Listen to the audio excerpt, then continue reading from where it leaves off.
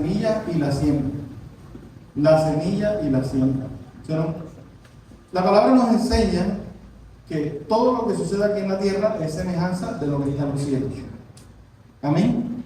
Hemos estado hablando en otros servicios de que el Señor crea las cosas primero haciendo una visión de eso que Él quiere o de eso que Él va a crear.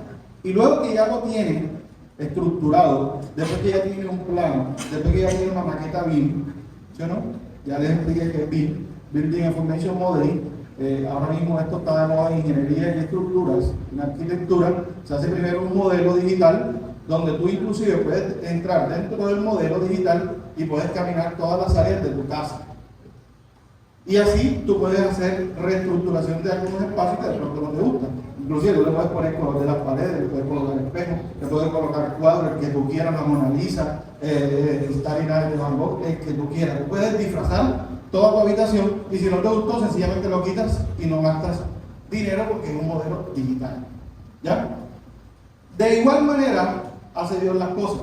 El Señor primero hace los planos, primero te coloca un propósito y luego te coloca a que inicies. Amén. Por eso la palabra enseña que en el principio. Y el principio no fue cuando Adán y Eva fueron colocados en el paraíso. El principio fue en el principio, lo primero, cuando Dios fundó los cielos y la tierra. Amén. Cuando Dios fundó los cielos y la tierra. Entonces se llama el principio. Vamos a estar leyendo en el libro de Primera de Reyes, capítulo 4, versos desde el 8 al 37. Versículos desde el 8 al 37. La historia se llama Eliseo y la Tsunamita. Eliseo y la Tsunamita. Para colocarlo un poco en contexto, Tsunam en esa época era como un pueblo que quedaba dentro de Israel, dentro del país Israel, de la tribu de Efraín. Entonces, en este sitio habitaba una señora que tenía influencias, que la conocían, que era conocida. Porque cuando leemos la historia vemos que ella dice, yo habito en medio de mi pueblo. Es decir, ella no estaba necesitada de nada aparentemente. Vamos a leer Primera de Reyes 4, desde el 8. Dice, aconteció también que un día pasaba Eliseo por Sunem. Pues ya sabemos que Sunem quedaba en Israel. Y había una mujer importante que le invitaba insistentemente a que comiese. Y cuando él pasaba por allí, venía a la casa de ella a comer. Y ella le dijo a su marido, que aquí ahora yo entiendo que este siempre pasa por nuestra casa. Es varón santo de Dios. Yo te ruego, hagamos un pequeño aposento de paredes y pongamos allí cama, mesa, silla y candelero. Y para cuando él viniera a nosotros, se quede en él. ¿Qué quiero resaltar en esta primera lectura? Dice en el 9. Y ella dijo a su marido, he aquí ahora yo entiendo que este siempre pasa por nuestra casa. Es varón santo de Dios. Yo te ruego que hagamos un pequeño aposento de paredes. ¿Qué le solicitó a ella al esposo que hiciera? Un pequeño aposento. ¿Sí o no? Un pequeño aposento de paredes. Pero este aposento tenía algo particular y es que era un aposento alto. Era un aposento alto. ¿Dónde se construyen ahora en las casas modernas los cuartos? Normalmente usted en el primer piso tiene la sala, tiene el comedor, tiene la cocina y en el segundo piso colocan los cuartos. Pero si usted vive en un sitio donde todas las casas son de un solo nivel y usted construye un aposento alto, cuando alguien llega al barrio, ¿qué es lo primero que ve?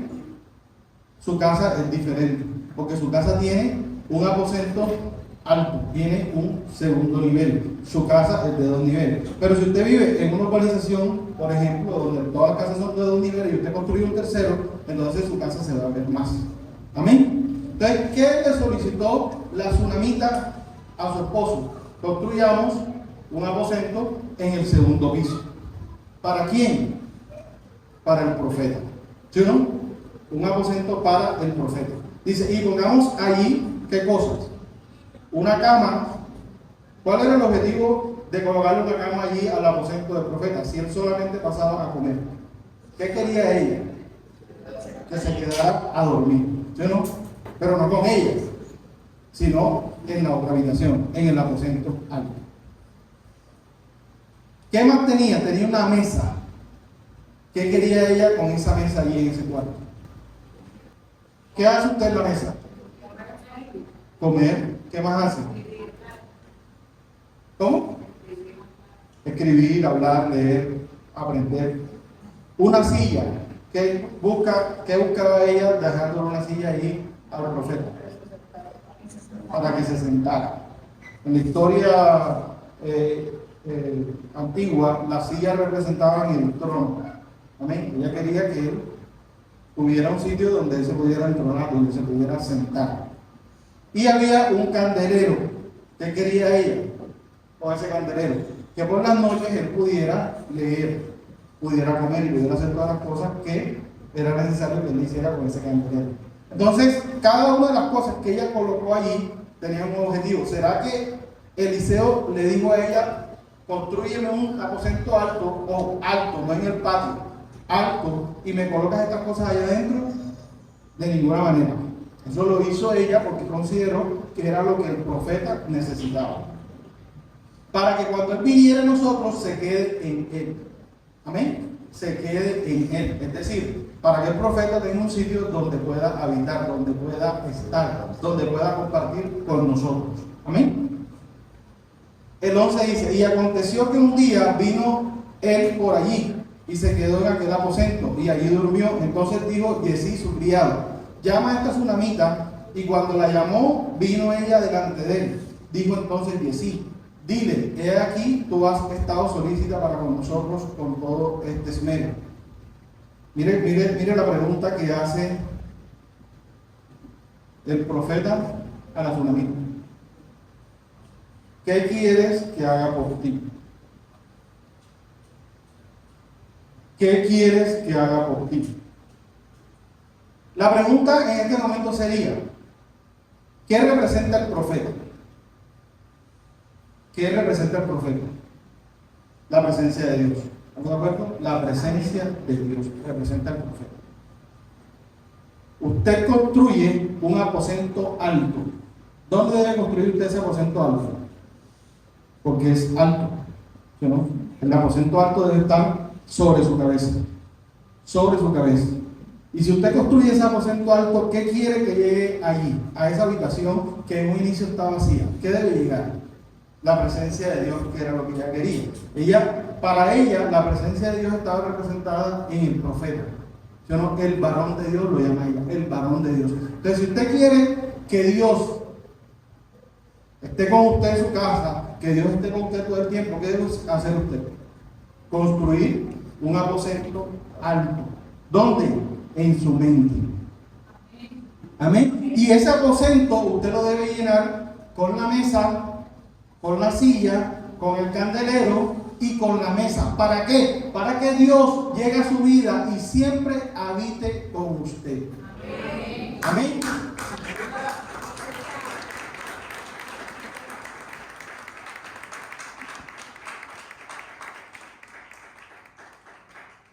Pero la cosa no para ahí. Porque resulta que ella no necesitaba nada, aparentemente.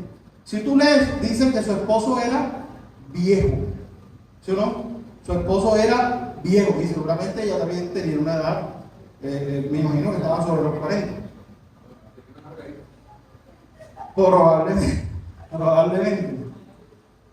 Pero era una mujer madura, era una mujer que entendía perfectamente el principio de lo primero.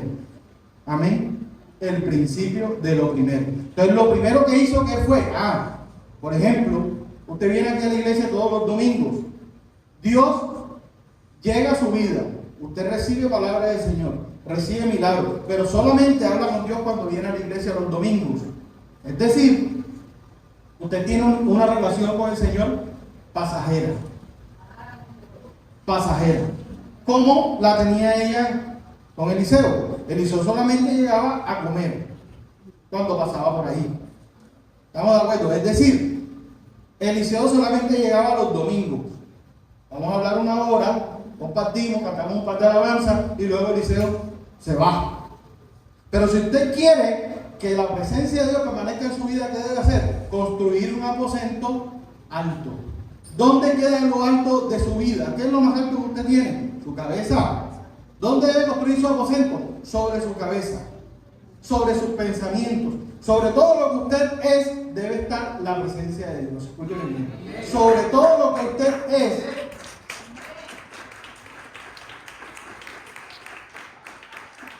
sobre todo lo que usted es, debe estar la presencia de Dios. Y no solamente debe ser los domingos, debe ser todos los días. Y por eso usted debe construir un espacio en su mente, un espacio en su vida, un espacio en su tiempo, para que la presencia de Dios se manifieste siempre en su vida. Pero todavía la presencia de Dios no se había manifestado en la tsunamita. Mira lo que dice, lo que sigue. Y él dijo: pues ¿qué haremos por ella? Y Yesí respondió: he aquí, ella no tiene hijo y su marido es viejo. Amén. Entonces mira que la cosa se pone compleja, porque ella no tiene hijos. Aparentemente ella le dice al profeta que ella no necesita nada porque tiene dinero. Más, mandó a construir un aposento alto. Usted sabe lo que se necesita para construir un segundo piso. Mire, es más costoso en un pueblo alejado construir un segundo piso que un primer piso. Porque al segundo piso usted le tiene que colocar acero, le tiene que colocar concreto de calidad. En cambio, cuando tú construyes un primer piso en un pueblo alejado, el metro cuadrado de la tierra, ¿cuánto te vale? ¿Cuánto vale un lote en un pueblo? 8 millones de pesos. 10, 15, 20. ¿Cuánto te vale construir una placa de concreto en un segundo piso? Por ahí pasó. Y más si le metes acabado. Y más si le metes una estructura de servicio. Y más si contratas a un ingeniero civil como yo para que te haga el diseño. Amén. Y más si buscas un arquitecto para que el arquitecto primero te haga el modelo bien y luego tú sepas qué es lo que vas a tener. Amén. Entonces, sale mucho más costoso en esa época construir el aposento alto, el segundo piso, el segundo nivel, que construir en un primer piso. ¿Qué te quiero decir con esto? Que te tiene que costar. Construir la habitación para que Dios habite te tiene que costar. ¿Qué te tiene que costar? Te tiene que costar sacrificio, te tiene que costar madrugada, te tiene que costar programa, te tiene que costar control, te tiene que costar autorregulación en muchas cosas de tu vida. En muchas cosas de tu vida. Si tú quieres construir ese aposento alto, tienes que echar a un lado lo que tienes de primero en tu vida. Lo que amas, lo que tú crees que amas, lo debes echar a un lado, porque la palabra a mí me enseña que primero Dios. Amén. Primero Dios. Sí, que el Señor Jesucristo resumió la ley y los profetas en 2 mandamientos que son: amarás a Dios sobre todas las cosas y amarás a tu prójimo como a ti mismo. Amén. Entonces, ¿cuál es el primero? Amarás a Dios sobre todas las cosas. ¿Qué debo hacer yo primero? Construir un aposento alto en mi vida, es decir, apartarle tiempo a Dios para que Dios se manifieste en mi vida. Siempre debe estar el Señor habitando en tu aposento alto, en el lugar donde tú tengas para Él. Pregunto, ¿qué sucede si yo construyo el aposento alto y el día que el profeta llega a visitarme, yo cojo y en el primer piso pongo un picó y hago una fiesta, invito a los amigos, alcohol, licor, lo que sea, me emborracho, pongo cualquier tipo de música a alto volumen y no lo dejo dormir? ¿Qué va a hacer con el profeta? Se va a aburrir, man. Te la soporta 1 o 2 veces. Ya después, goodbye. No me sirve porque me pusiste allá arriba una cama, un candelero, una silla para que yo descansara, para que yo meditara, y tú tienes una bulla allá abajo, así no me sirve. ¿Sí o no? ¿Estamos de acuerdo? ¿Amén? ¿Amén? Escucho los amenes, escuchamos la de que hay. ¿Amén? Vamos por el 14, dice: he aquí, ella no tiene hijos y su marido es viejo. Dijo entonces: llámala. Y él la llamó y ella se paró en la puerta. Él le dijo: el año que viene por este tiempo abrazarás un hijo. Y ella dijo, no, señor mío, varón de Dios, no haga burla a tu sierva. ¿Por qué le dijo eso?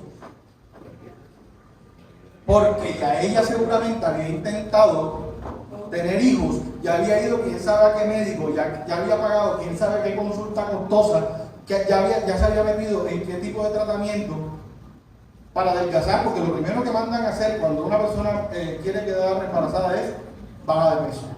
Entonces ahí hay un sacrificio. Entonces paga la consulta que vale $1.000.000.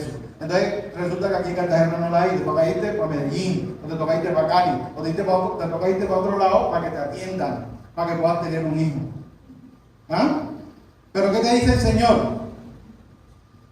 ¿Qué quieres? Primero, ¿qué es lo que tú quieres? Pero como Dios sabe lo que tú necesitas, ¿qué le digo a Eliseo? Para el año que viene en esta época vas a tener un hijo. Para el año que viene en esta época vas a tener tu milagro. Para el año que viene en esta época vas a tener un empleo. Para el año que viene en esta época vas a tener tu vehículo. Para el año que viene vas a tener lo que tú hoy le viniste a pedir a Dios.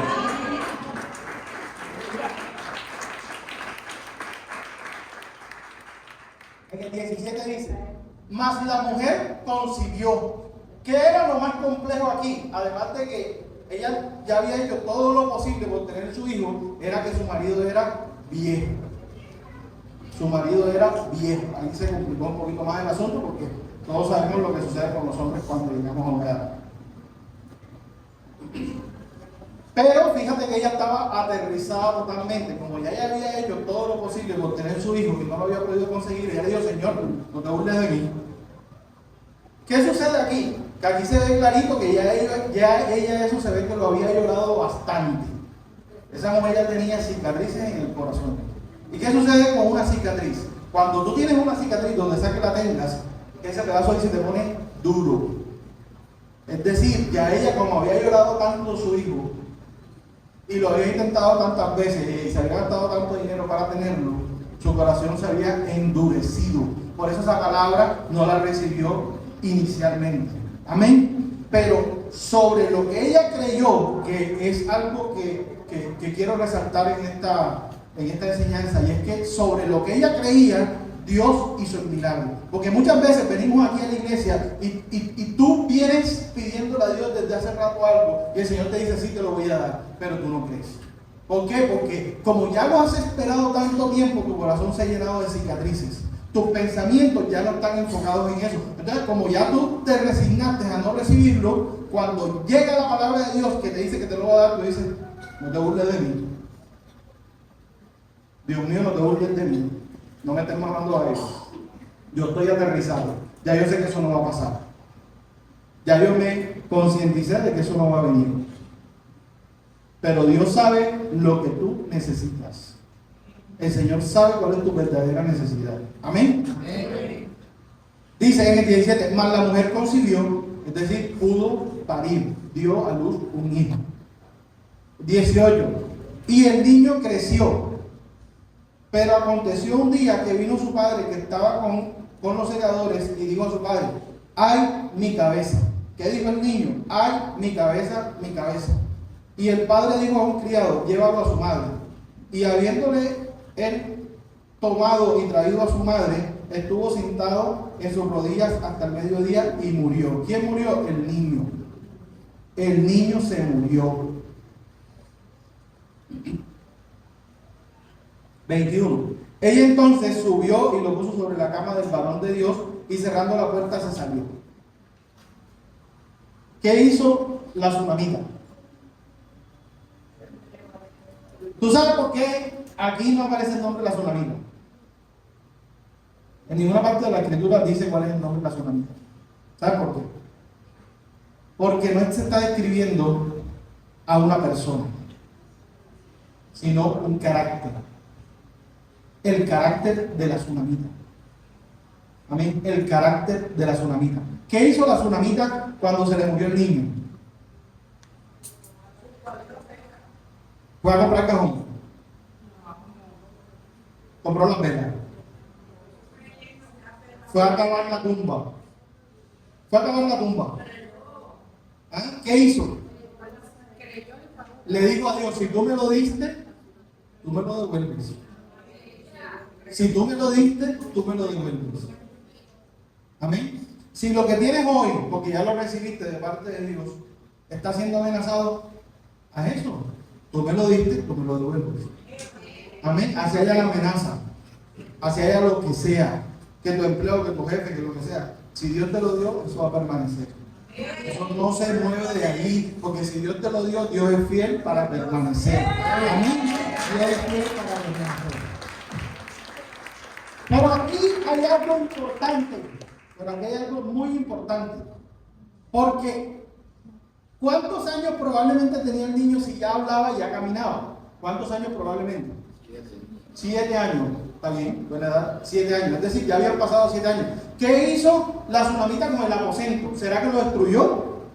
Ya yo recibí mi milagro, ya el profeta a veces ni viene una vez al año, yo voy a destruir eso o lo voy a coger como cuando llegue, porque así es seguro. ¿Pero? Dios te da el milagro, Dios te da lo que te prometió, ya tú construiste tu aposento y resulta que ese aposento lo empiezas a llenar con cosas que no te convienen, con pensamientos amargos, con pensamientos que no te van a llevar a ninguna parte, con relaciones tóxicas. ¿Ya? Ese aposento que en un principio tú apartaste para Dios se empieza a llenar con cosas que no te convienen. Escuchen bien, no te convienen.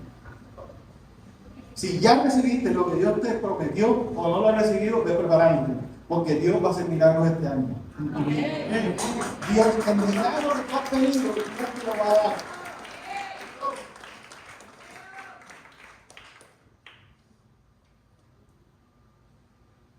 En el 22, aquí viene algo que también es poderoso.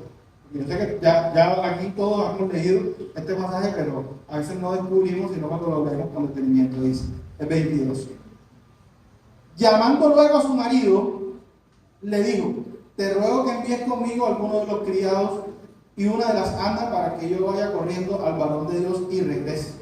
Él dijo: ¿para qué vas a verle hoy? Ya el marido sabía que el niño estaba muerto, ¿sí o no? Porque vivía con ella. Entonces le digo: ¿para qué vas a verle hoy? No es luna, ni día de reposo. Y ella respondió: Shalom, paz. ¿Qué le dijo?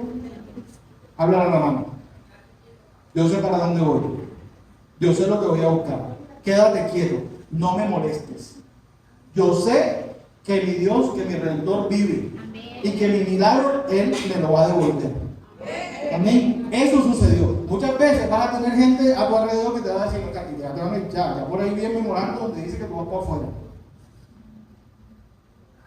Que te mandaron la carta de salón.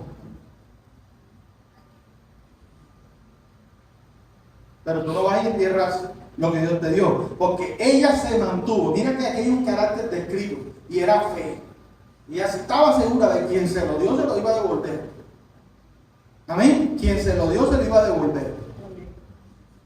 Muchas veces nos dan la mala noticia y enseguida nos ponemos la mano en la cabeza y empezamos a llorar. Empezamos a lamentarnos.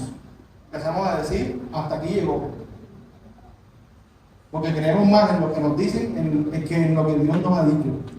Y el Señor te dice esta mañana: cree. Cree. Amén. Después hizo, vamos por el 24, enalbardar el asna y dijo al criado: guía y anda, y no hagas detener en el camino, sino cuando yo te lo dijere. Partió pues y vino al varón de Dios al monte Carmelo. ¿Qué fue a hacer? Fue a buscar la presencia de Dios. Fue a buscar la presencia de Dios. Fue a buscar al varón de Dios. Y cuando el varón de Dios la vio de lejos, dijo a su criado Jesí: he aquí la tsunamita. Te ruego que vayas ahora corriendo a recibirla y le digas: ¿te va bien? ¿Le va bien a tu marido y a tu hijo? Y ella dijo: bien. Pocas palabras. Estaba monosílaba. Paz, bien. Paz, bien. No, sí. ¿Cómo te sientes? Ahí vamos.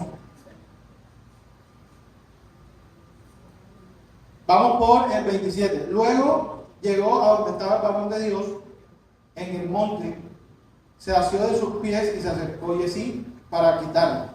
Pero el varón de Dios le dijo: deja, porque su alma está en amargura, y Jehová me ha descubierto el motivo, y no me lo ha revelado. Ya él sabía que ella estaba en amargura, pero no sabía exactamente qué era lo que le sucedía. Y ella le dijo, mira lo que hace. Ella le dijo, pedí yo a mi Señor, no dije yo que no te burlases de mí. ¿Qué estaba haciendo? Le estaba reclamando. Pero si yo no te pedí nada. Yo te dije que no te burlases. Es más, está escrito. Aquí. Yo te dije que no te burlaras.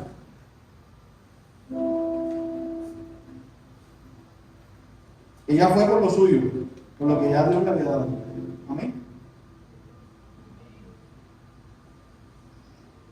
28. Y ella dijo, pedí yo a mi Señor, no te dije que no te burlases de mí. Entonces dijo él a Yesí, sigue tus lomos y toma mi báculo en tu mano y ve. Si alguno te encontrare, no lo saludes, y si alguno te saludare, no le respondas. Y pondrás mi báculo sobre el rostro del niño. Y dijo la madre del niño, vive Jehová y vive tu alma, que no te dejaré. Entonces se levantó y la siguió. Y Yesí había ido delante de ellos y había puesto el báculo sobre el rostro del niño, pero no tenía voz ni sentido. Y así se había vuelto para encontrar a Eliseo y se lo declaró diciendo, el niño no despierta. 32. Y venido Eliseo a la casa, he aquí el niño estaba muerto, tendido sobre su cama. ¿Sobre la cama de quién? De Eliseo. O sea, sobre el aposento. Ella se tomó el trabajo de subirlo al segundo piso y de acostarlo en la cama que ella había colocado ahí para que reposara el varón de Dios. Entrando él entonces, cerró la puerta tras ambos y oró a Jehová. Después subió y se tendió sobre el niño, poniendo su boca sobre la boca de él y sus ojos sobre sus ojos y sus manos sobre las manos suyas. Así se tendió sobre él y el cuerpo del niño entró en calor. Volviéndose luego, se pasó por la casa a una y otra parte. Después subió y se tendió sobre él nuevamente, y el niño estornudó 7 veces y abrió sus ojos. Entonces llamó él a Yesí y le dijo, llama a esta tsunamita. Y él la llamó, y entrando ella, él le dijo, toma tu hijo. Y así que ella entró, se echó a sus pies y se inclinó a tierra, y después tomó a su hijo y salió. Amén. Hubo un milagro. Hubo un milagro, porque el niño había muerto. Es más, el niño no duró 1 hora muerto, porque dice que ella subió, buscó un asno y se trasladó a otro lugar a buscar al profeta. Es decir, pudieron haber pasado fácilmente 1 o 2 días. Fácilmente, porque en ese tiempo no estábamos como ahora, que tú coges un InDriver, tú pides un Uber, si no tienes carro, y te desplazas rápido de un lugar a otro. Aquí había una distancia importante. Pero fíjate que ella nunca se apartó del profeta. Ella cuando se encontró con el profeta, no lo dejó a un lado. Así Yesí fuera antes que ellos. Así Yesí fuera antes que ellos. O sea, el ayudante del profeta fue y puso el báculo en la frente del niño, y el niño no le pasó nada. No sucedió nada. Porque ella sabía que quien iba a hacer el milagro era directamente el que llevaba la presencia. A quien ella había visto que llevaba la presencia. Escúchame bien, a quien ella sabía que podía devolverle su milagro. Amén. A quien ella le construyó el sitio. Amén. A quien ella le construyó el aposento. Entonces, tú vienes al servicio y te estamos hablando de la primicia, y hablamos de la primicia, y hablamos de que lo primero que se lo debe presentar a Dios. ¿Qué hizo ella? ¿Qué fue lo primero que ella hizo cuando vio que el profeta llegaba a su casa? Construyó un lugar apartado para el profeta y se gastó un dinero haciendo la construcción. Dice que fue a la iglesia y presentó algo, un diezmo, una ofrenda. ¿Qué hizo? Construyó un espacio para que habitara la presencia de Dios en su casa. Como lo decía ahorita, usted debe construir en su aposento alto la presencia de Dios. Entonces, evaluémonos esta mañana qué tenemos construido ahí. ¿Qué hay en ese aposento? Quizá tienes unos pensamientos a los cuales recurres cada mañana cuando te levantas, una persona que te tiene atormentada, una relación que no te conviene, un trabajo donde te estás desgastando. ¿Qué es lo que hay en esa habitación que el Señor te está diciendo esta mañana? abren ese espacio para nada. ¿Qué es lo que hay en ese espacio? ¿Qué es lo que hay en esa habitación? ¿Qué duerme en esa cama? ¿Qué es lo que está alumbrando en ese aposento? Amén. ¿Qué es lo que está pasando en ese sustento? Fíjate que la tsunamita hizo una siembra. Ella sembró algo. ¿Qué fue lo que ella sembró? Espacio. Amén. ¿Y qué recibió como fruto? Un hijo. Amén. Recibió como fruto un hijo. ¿Qué está sembrando esta mañana? ¿Qué le está sembrando a Dios? Queja, amargura, llanto, malos pensamientos. ¿Qué? ¿Qué es lo que hay en tu cabeza hoy? ¿Cuál es el primer pensamiento que te llega a tu cabeza cuando te levantas? La presencia de Dios, alabarlo, bendecirlo, o lo primero que haces es que coges el celular.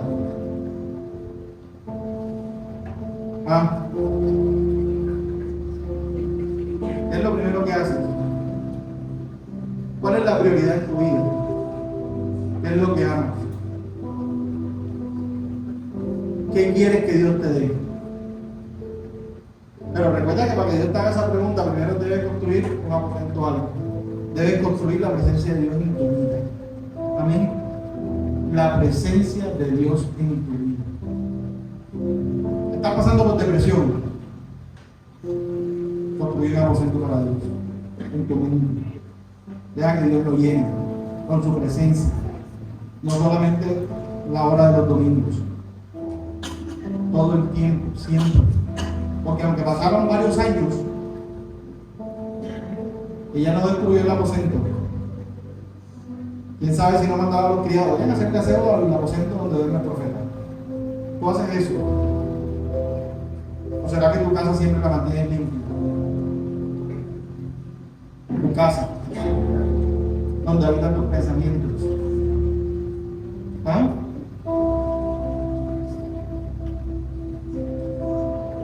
¿Cuál es tu semilla? ¿Qué es lo que estamos sembrando en el reino?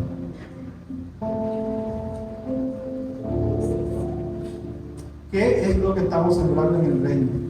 Tiempo, servicio, honra. ¿Qué? Principio de lo primero. ¿Qué es lo primero para ti? ¿Qué es lo que amas? Presentárselo a Dios y recibirá frutos.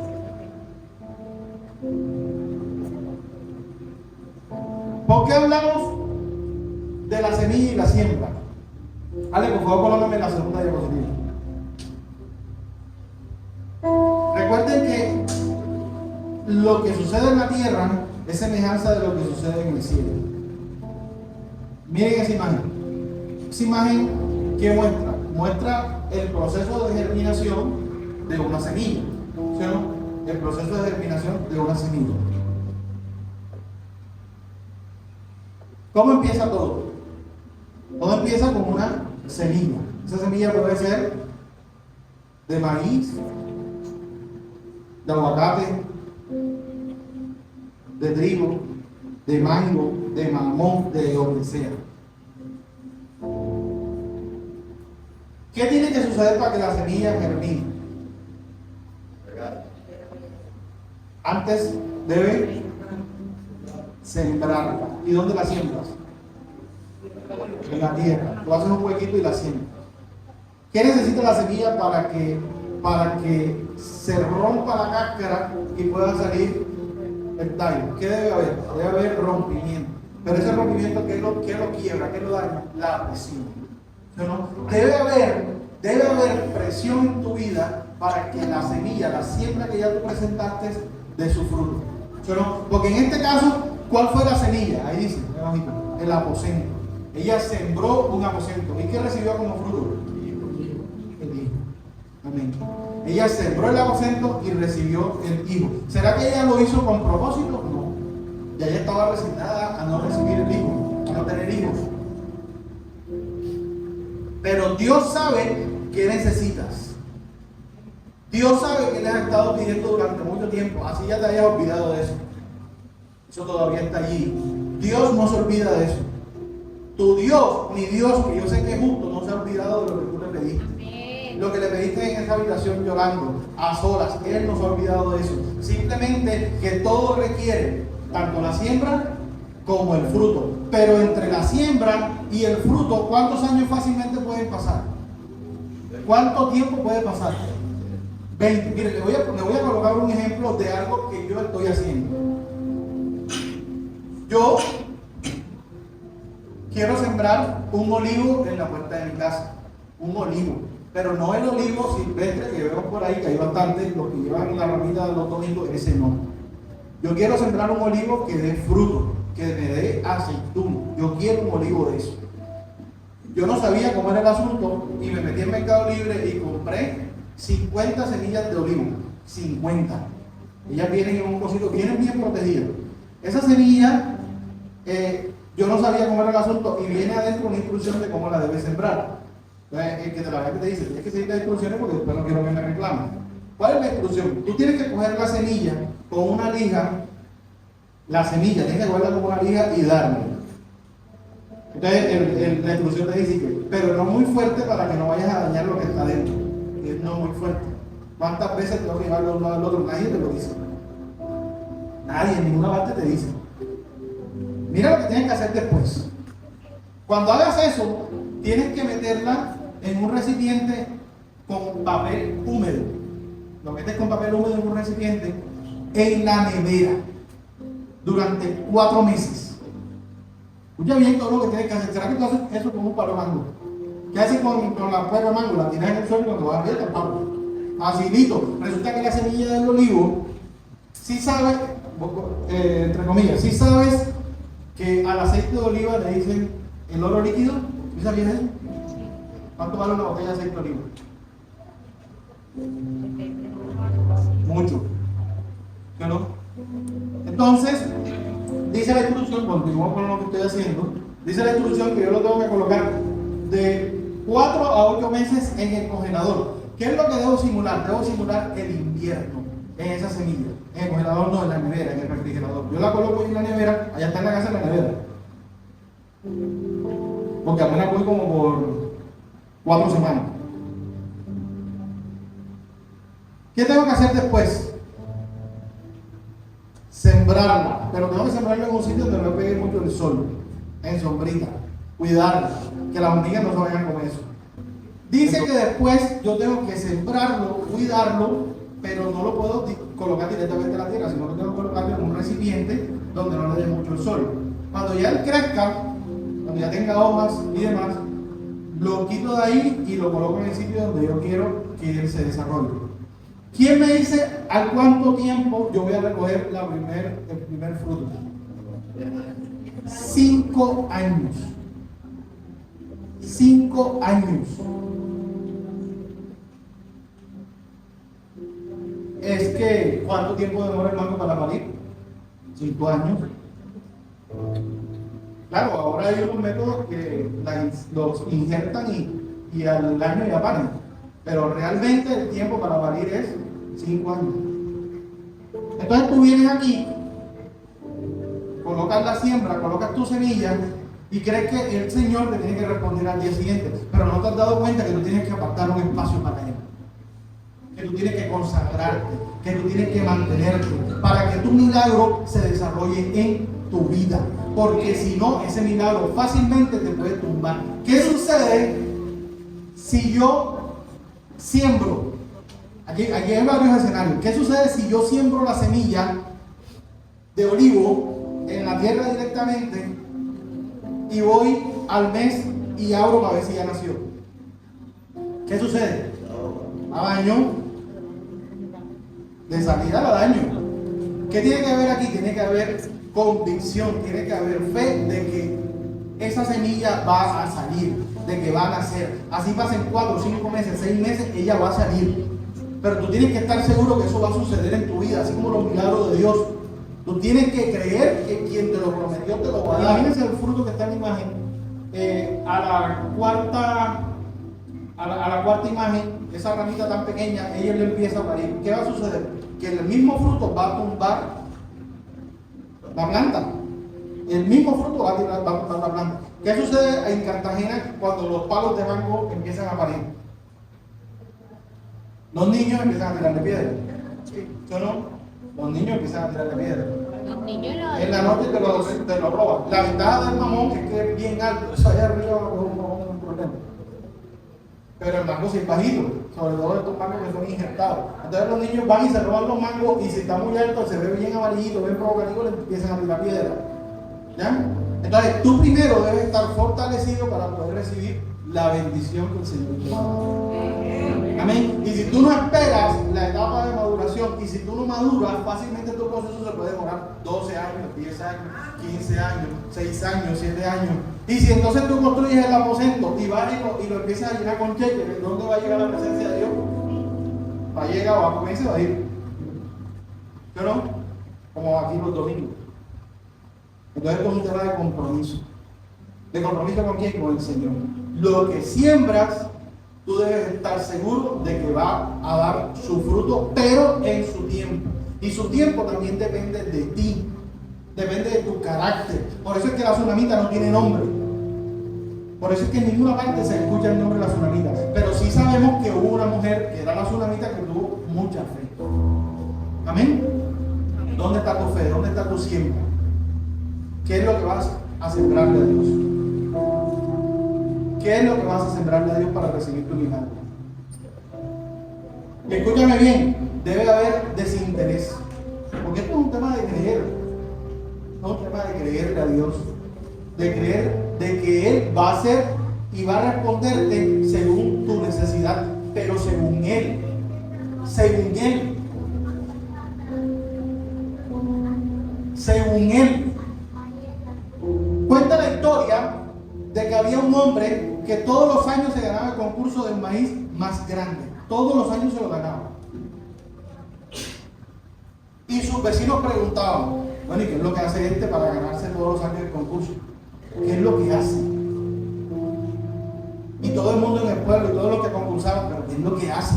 Esto está extraño porque todos los años gana. Entonces un periodista le preguntó, ven, ¿qué es lo que haces para ganar todos los años? ¿Sabes qué le dijo? Mi semilla la comparto con mis vecinos. Mi semilla la comparto con mis vecinos. Tú dirás, pero no es lógico, todos los vecinos también van a ganar. Entonces el man le dijo, pero ¿cómo así? El periodista le preguntó, pero ¿cómo así? Le dijo, es que el viento no tiene fronteras. El viento no tiene fronteras. Hay cosas en tu vida que no van a depender solo de ti, sino de tu vecino, sino de la persona que está a tu lado, sino de un amigo, sino de la persona que te tiene, por ejemplo, como empleado, ni siquiera una persona que hoy puedes estar conociendo. Tu bendición puede llegar por ahí.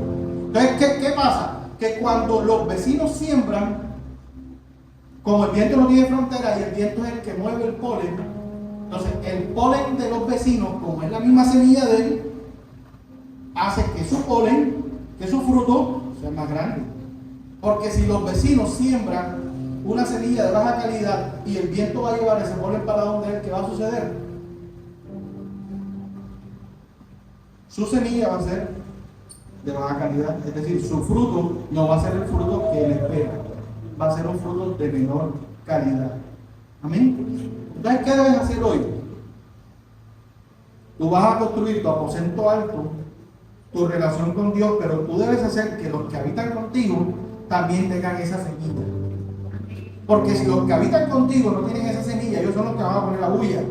Ellos son los que te van a desviar del camino. Ellos son los que van a impedir que la presencia de Dios en tu vida se manifieste. Entonces, ¿qué debes hacer? Debes hacer lo que el Señor nos mandó en la gran comisión: ir por el mundo y predicar el evangelio. Enseñarle a las otras personas la palabra de Dios. Porque a veces tenemos momentos momenticos. Porque así como el árbol tiene que vivir en la intemperie y sufre de lluvia y sufre de estaciones y el sol caluroso y muchas cosas, así también sucede con nuestras vidas.